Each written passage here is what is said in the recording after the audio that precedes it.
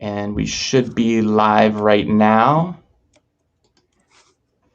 And if you're joining this live stream right now, you are welcome to use, if you're on YouTube, welcome to use the comments to drop in your questions, or even to tell us if you're a student getting ready to apply for college, or you're thinking about whether or not you want to go to college and what does this whole best fit thing mean for you. Feel free to drop that in the comments, and we'll let people continue signing on for just a moment.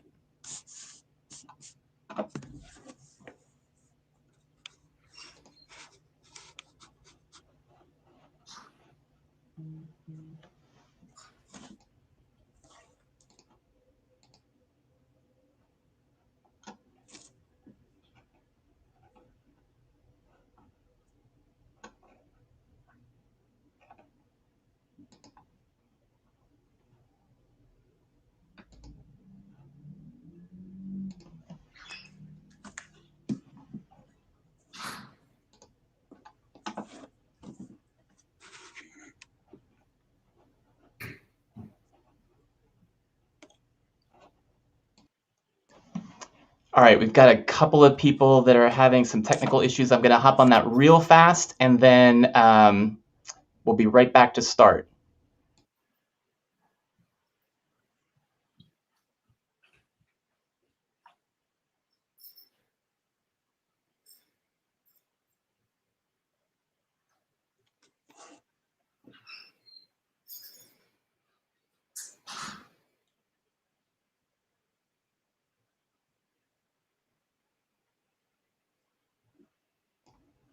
All right, looks like we are set.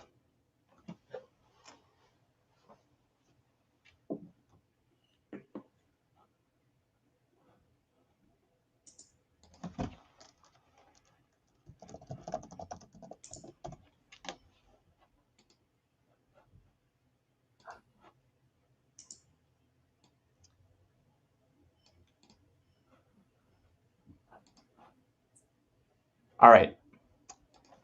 Want to make sure, all right, yes, comments are working. So I'm going to make sure I honor everybody's time. I know on the East Coast, you might be at your lunch break.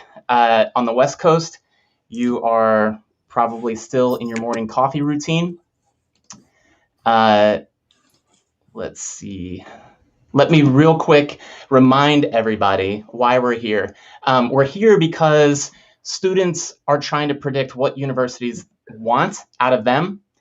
And we on the adult side, I'll say, we know that's where they go wrong. And we, back when we were teenagers, we didn't know any better either. We did the same thing.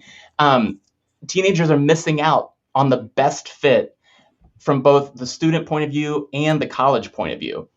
So just to give you a little bit of context in how this conversation is going, I'm Andy Bano. I'm going to be your host for this Q&A session. First, I'm going to answer the question that I'm sure you were all about to ask, and that is, what is spikeview? Spikeview is a free global platform that's growing fast among teenagers. And students are using spikeview to catalog their activities, their interests, their badges, all in one place. Makes them more empowered and confident. So, of course, directly relevant to what we're going to be talking about today. Now, before we get into some of the questions that have already been coming in, I want to turn the mic over to our distinguished guests and let them tell you just a bit about the work that they're doing. Lori, let's start with you. Yeah, thank you for this opportunity. So my name is Lori Genevish, and my business is My Ideal College. And what I do is I work with high school and college students, figure out what their right path is. I help them identify what careers they will love. Are the jobs going to be out there? What's the salary going to be?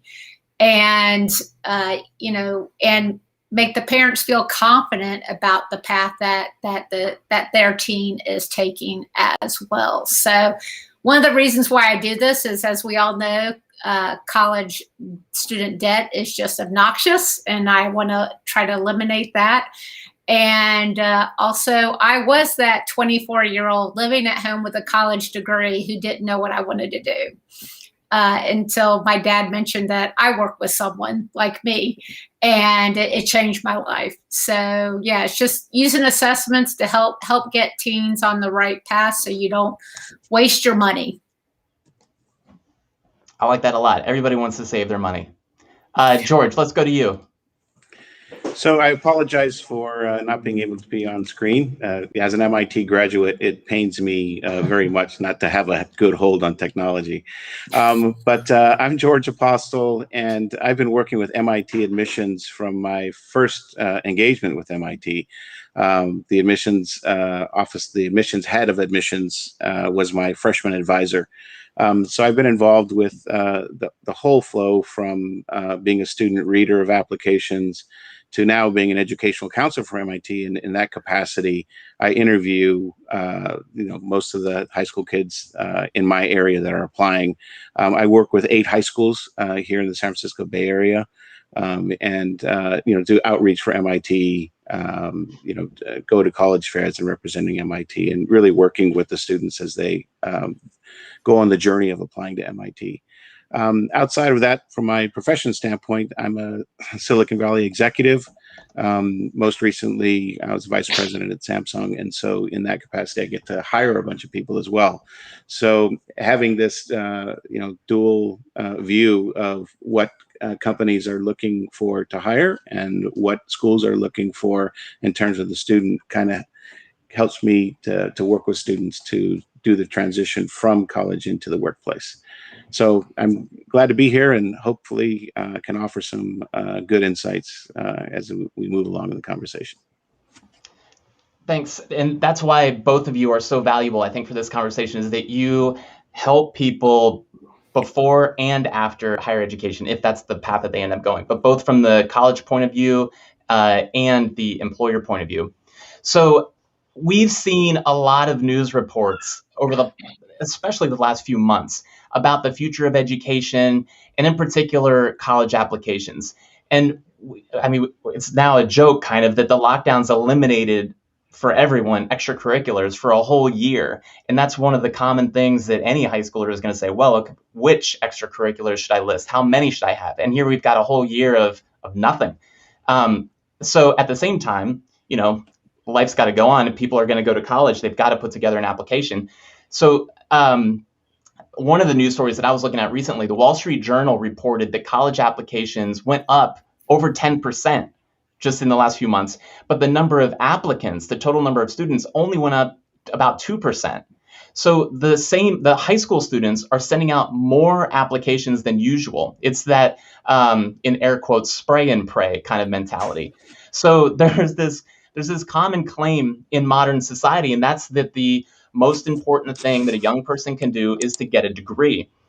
You get into a college, and then you figure out how to make the most of it. So my question that I want to start with you guys is that misleading students when they're thinking about life after high school? Should they just apply and hope for the best, thinking about this stat about the same number of kids spending their time and resources on even more applications than ever? Lori, let's start with you. Yeah, well, I know what I believe is the applicant, more kids sent more applications because schools became test optional. So schools that probably they were like, oh, I would never get it with my scores, are like, let me try, so they were doing this, as you said, spray and pray. But yeah,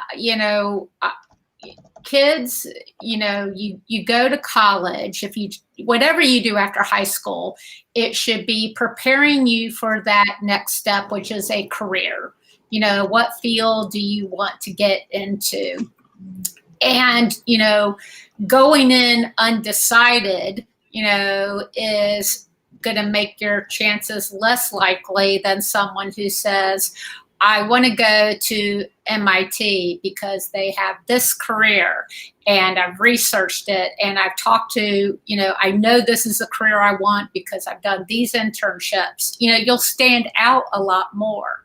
The other thing too is that, that's why we have statistics like 40% of kids go to college for 6 years and still don't earn their degree.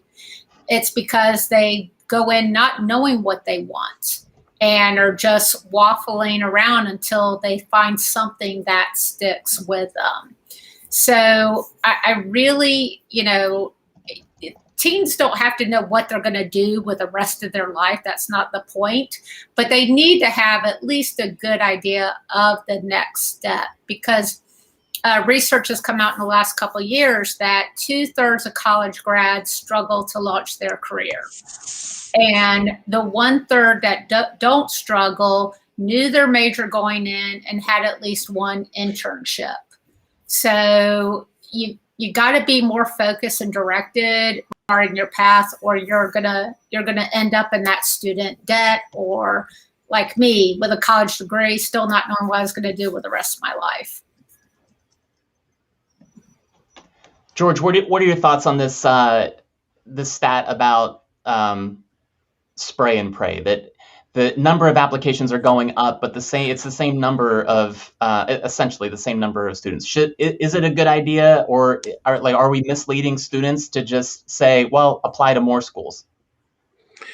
Yeah, so let me give you some real numbers, at least with associated with MIT. So in this past year, the MIT application increase year over year was an unprecedented 66% over the previous year. So we went from 20,000 applicants to about 34,000 applicants, which is pretty significant. And again, we believe a lot of that, some of that had to do with not having a test optional became part of it, but also it's because students had more time. The pandemic, had people at home, and they had more time to apply to things. But so again, so we do see these numbers going up significantly from students who are applying to multiple universities. I think one thing that I like to tell students to think about is, graduation. Right? Graduation from 8th grade, graduation from high school, and then graduation from college, university. They call that commencement. And with the idea that you're not finishing something, you're actually beginning something. And commencement is the commencement of the next stage of the journey. Right? And so it's important to have a path, a direction that you want to follow, right? If you want to drive from California to New York, you usually have a plan in mind about how you're going to get there, right? And you can get there slowly and, kind of smell the roses along the way, as they say, or you can beeline and try to get there in 2.5 days as quickly as possible if you know exactly, the things that you want to do. And I think these are the choices that the students have to start to make. And what I see is this college decision is one of the first complex decisions that a teenager has to make. But it's one that I encourage students to do on their own.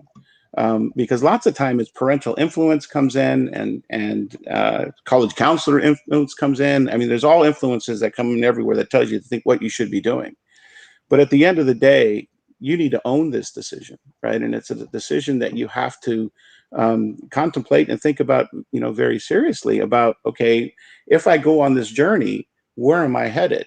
And how do I plan that, going forward? And I think if students would spend the time to think about that, you could limit the number of schools that you apply to, because there are things that we like and things that we don't like. And if you understand that, then you have no business applying to some schools, right? And the schools, from the admission standpoint, they're looking for people who have, a genuine interest and a genuine personality and a genuine activity list, and the things that they're involved in, and the things that we use this word passion in a lot in the admissions industry, about the things that they're passionate about doing. It doesn't matter how many extracurriculars you have, right? The number is not important. It's the quantity, the quality of how you're participating in those extracurriculars that matter. And just to give you just some more anecdotes from MIT, MIT being one of the elite universities, if you look at the students that get accepted into MIT, they're in one of their curriculars and something extracurriculars, and one thing that they do, right? They are recognized at a national level for their participation in that activity, whether it be sports or music or science fair, or we had one applicant who was, the world champion in juggling, right?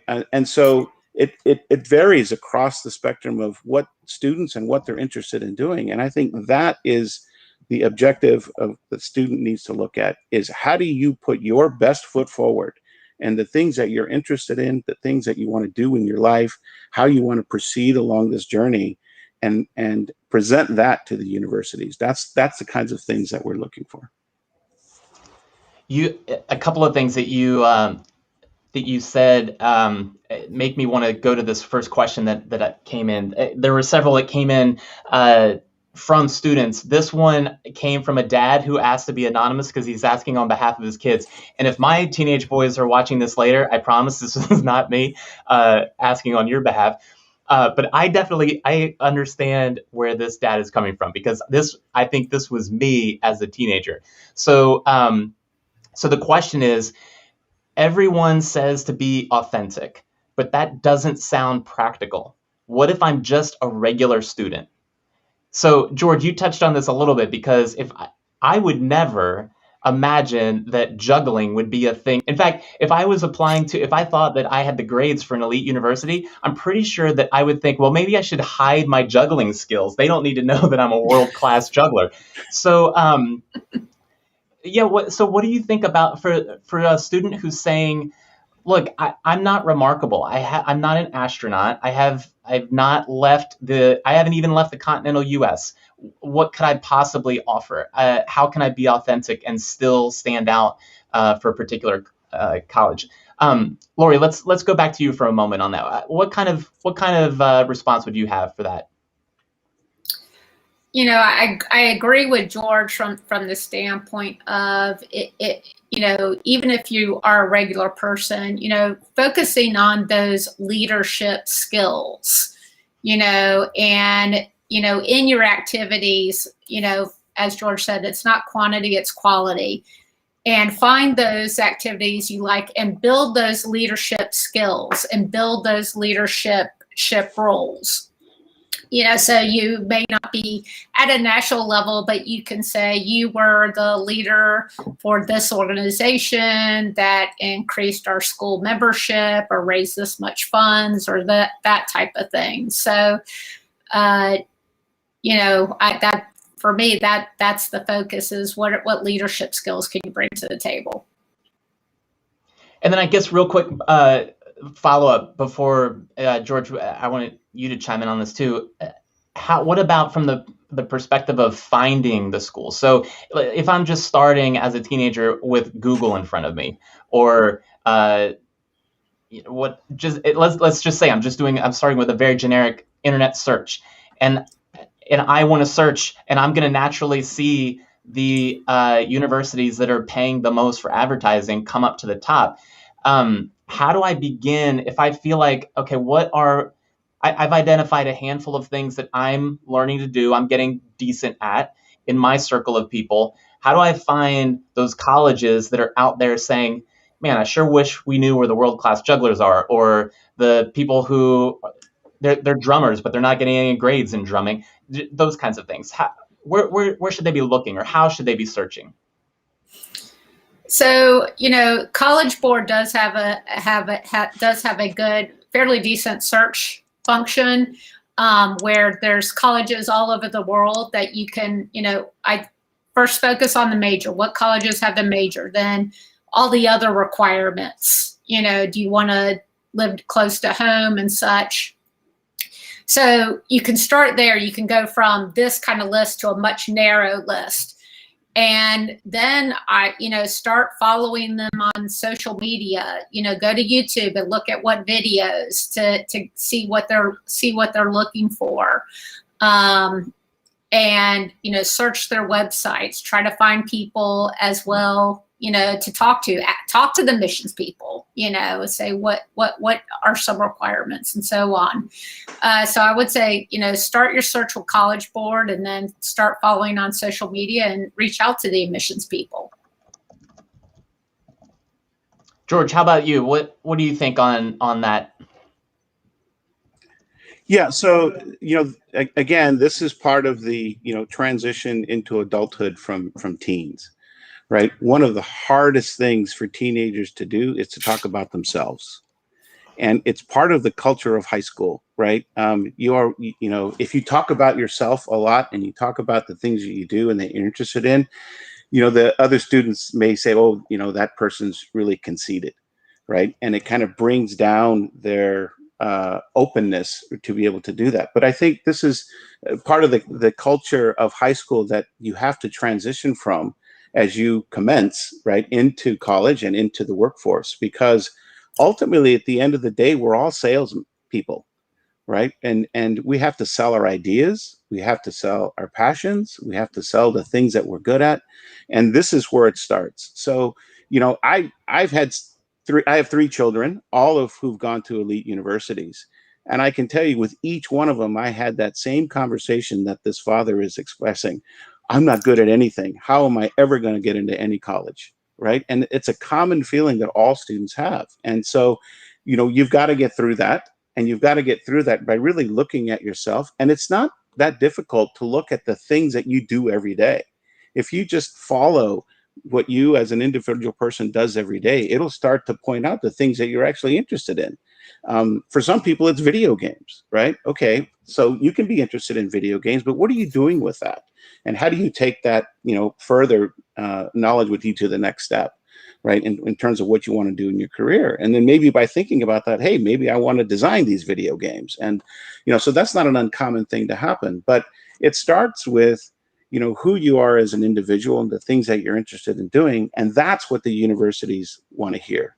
They want to hear about what's important to you and the things that you want to do in your career, in your life.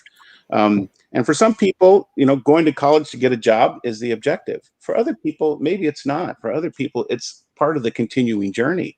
Go to college and learn critical thinking, learn the things that are going to be value for you in your life, and you can decide later. I mean, I don't know what the today's statistic is, but a very, very large percentage, like over 80% of students that go to college end up doing something different in their career than what they majored in as an undergraduate, right? So there's a lot of opportunity to change your future path on what you want to do, given that you can build up these skills going forward. And really, so college is really about putting these skills together in order to further on in your commencement of your career and in your life.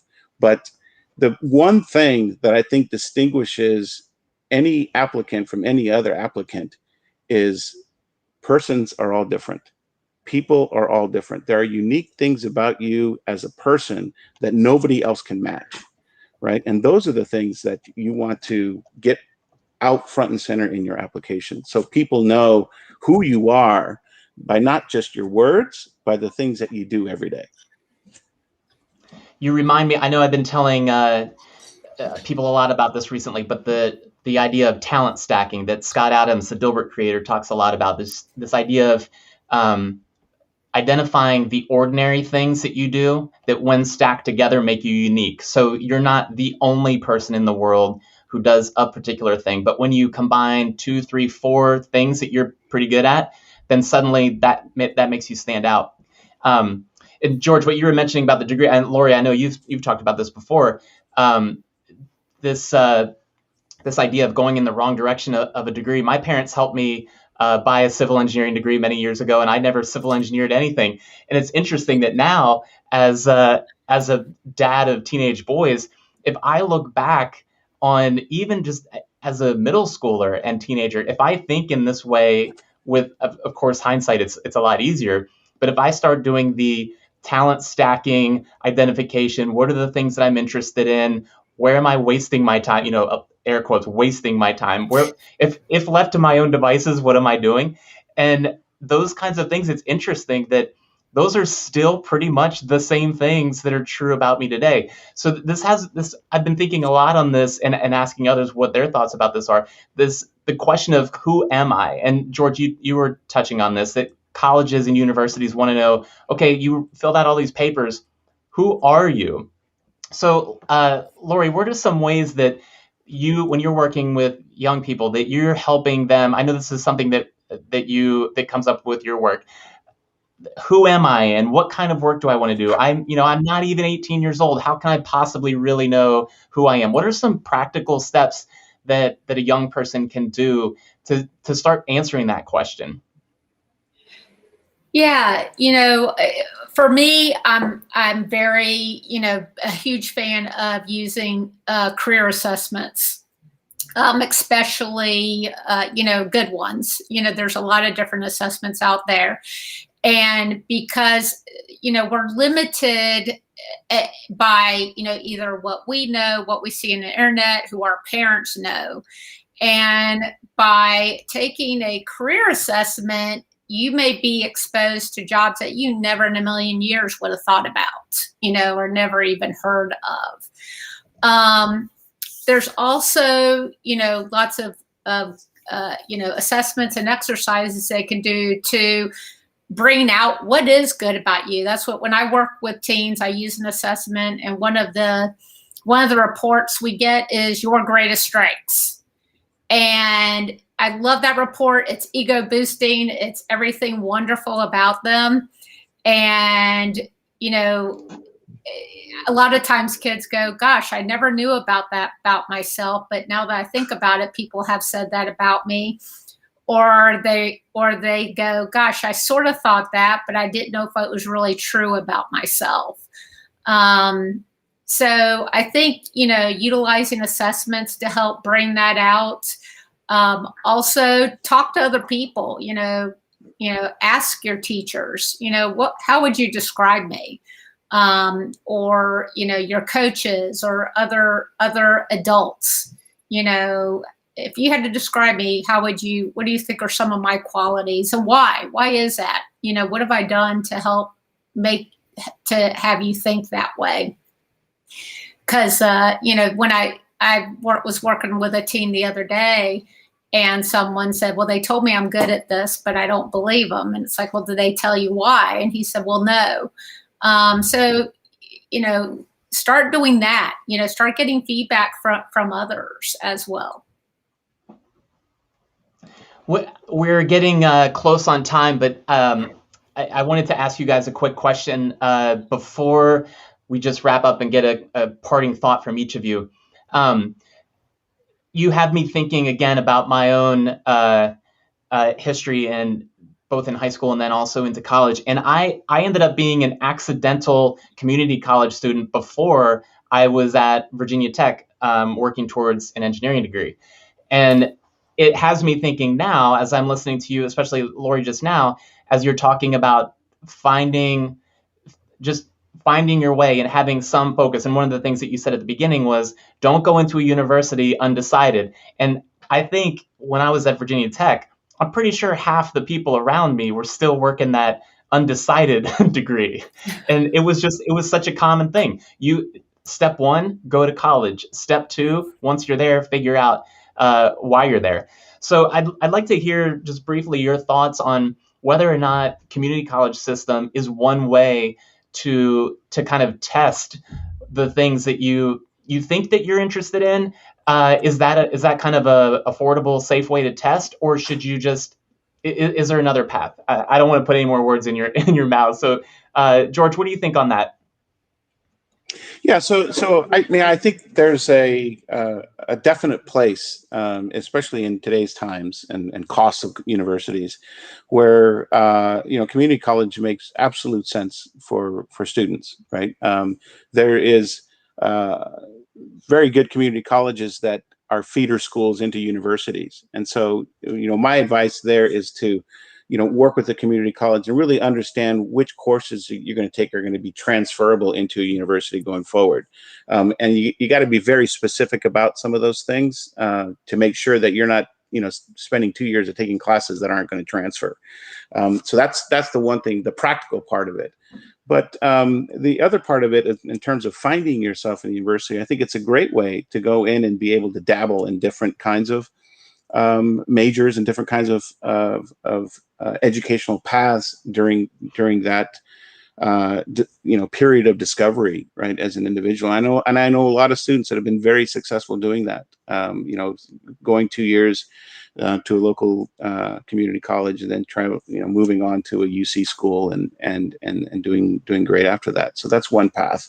I think one thing you also have to think about, and one thing that is been very important in my career, is the relationships that you make as part of the university process tend to stay with you on and on and on. So there's alumni networks and things, you get involved with the university and, following along the path of students that you grow into. So you've got to make sure that that becomes part of your objective and going to college and establishing those relationships with your peers and people around you. It's a little more difficult to do when you're only 2 years in one place versus 4 years in one place. And that's one of the trade-offs that you have to make in choosing to go to a community college. But at the same time, you can still forge those relationships, when you get into the university setting. And like I said, every student is different, and you need to decide as an individual, right, what is going to make most sense for you. And again, it's your journey, right? It's your path that you want to follow, and there should be an objective, right, with respect to how you're taking that approach.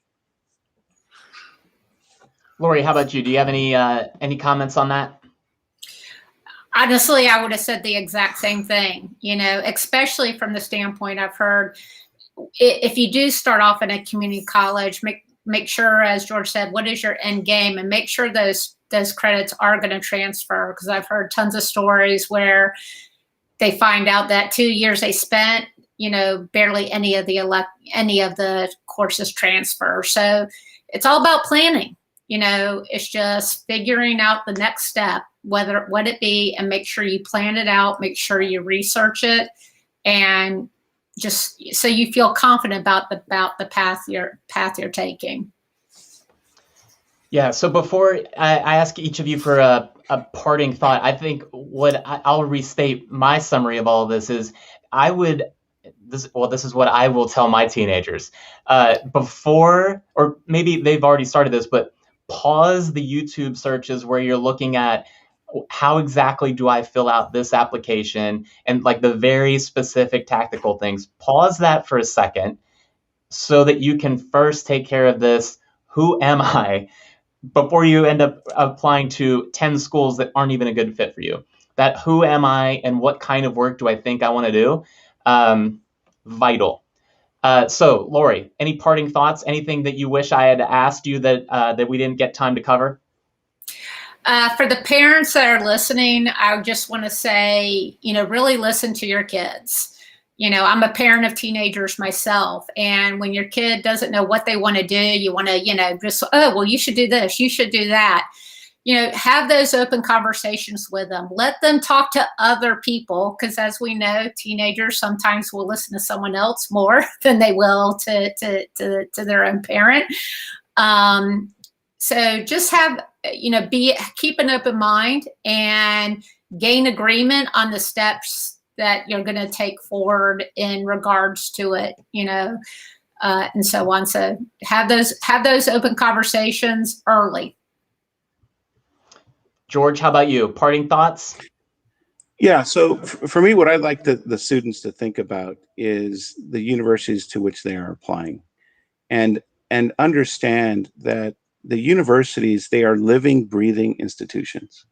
So trying to predict what the university wants, you're going to get it wrong every time. And, I've been involved in MIT admissions for, 35 years. And each year I interview students and I think to myself, yeah, I think the student's going to get in, and that student doesn't get in. And I think, well, this student has no chance of getting in, and that student gets in. Right. So, and the reason I've come to after years and years of thinking about this, the reason is because the face and the objective of the universities change year after year, and the things that they're looking towards doing as an institution is important. And so, to my students, I use the baseball analogy because I played baseball, and that is when you're building a baseball team, if all you did was sign up pitchers, you would lose the game.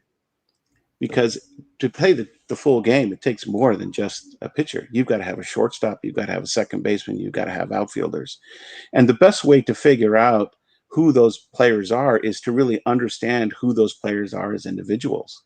right? And then you look at those individuals and you build your team around those individuals. So it's the students need to look at it from the perspective of not only what can the university do for me, but what can you do for the university? What are you offering to the university that is going to make them better? Right? Because universities are great, not because they've got buildings and history and all that kind of stuff. The universities are great because the people that are there make the university great. And so when you're choosing where you want to go, you want to look at the place that's obviously going to give you the education that you're interested in, but also a place where you're going to be able to contribute to that environment, where you're going to be able to contribute to that team that has an objective. And each year you can look on the web, you can look at where things are, from a university standpoint. And, are they interested in green energy? Are they interested in the arts? I mean, what is the university focus? And use that to kind of guide you as to whether or not you're going to be able to play on that team. And I think if you look at it from that perspective, that'll help a little bit to kind of put your place into, am I a shortstop or a pitcher or a right fielder?